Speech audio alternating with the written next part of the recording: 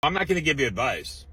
Uncle Goat's going to crack the code for you. Right, so let's say you're 18, 19 years old and you're driving around in, some car that your parents gave you or you bought off Marketplace, whatever. It's called a 2014 Chevy Cruze. And it's paid off. You got a free and clear title. You're thinking that you're going to want to upgrade and, you're going to want to, get some credit started. Join your local credit union. Immediately ask them if you can take out a secured loan. They're going to say, well, what do you have? And you're going to say, well, I got this car, 2014 Chevy Cruze. Here's the title. So you usually get a little bit better advance from a credit union than you would get, like, say, if you go to dealership financing, and most of those banks loan off of trade value.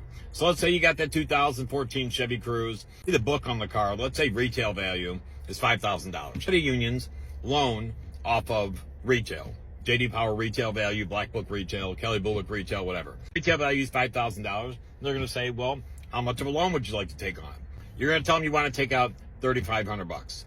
Why $3,500? Because $3,500 is less than 75% LTV to the retail value. So there's a very good chance that they're going to give you an approval. You have a title to give them. It's secured. You're only asking for 75% of the value that they've established. You're a very good risk for the credit union. You're going to take out a 36-month loan. Okay, so they give you $3,500. They take your title. You've now established a loan. Here's the key. $3,500 goes in your bank account.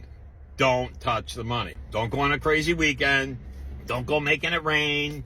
Don't do any of that crazy stuff. You cannot touch the money. Put the money in your bank account. So now you're going to start making a car payment.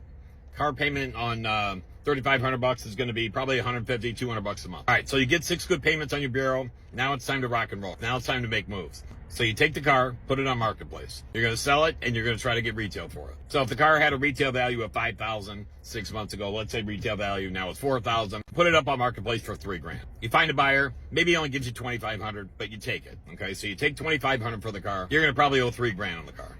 Oh no, where am I going to get this $500? Wait a second. You're sitting on $3,500 in your bank account because you haven't touched it. You take $500, or maybe even it's $1,000 that you got to get out of there off the difference of the car. So you take that, put it with the buyer's money, pay the car off at the credit union. So they give you the title back, you give the guy a title, car's gone. So now you have $2,500 sitting in a bank account, maybe $3,000 to use as a down payment. Now, after you've made 6 car payments, a couple things are going to happen. First of all, you're going to have generated a credit score. The odds are that it's going to be fairly high, somewhere in the upper 6s, low 7s. That installment loan that you have on that car is the only thing you have on your credit, and it's paid well. You've established car credit.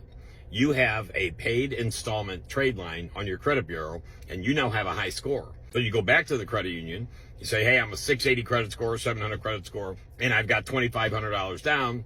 I want to buy a nicer car. Go to the dealership, find something they're selling for $15,000, $18,000. Take your buyer's order to the credit union for the $18,000 car. Tell them you have $2,500 down or $3,000, whichever one it is. You are again going to be under 85%, let's say this time, loan to value on the new car. You've established good payment history with the credit union. Now have a relationship there. You have a high score, and you have a paid off car on your bureau. Boom, you are now in the car buying game. Go pick out something nice. Don't get crazy. Don't go over the top. First time buyer, car hack of the year. Good luck. Be smart. Follow the steps. And as always, you're welcome.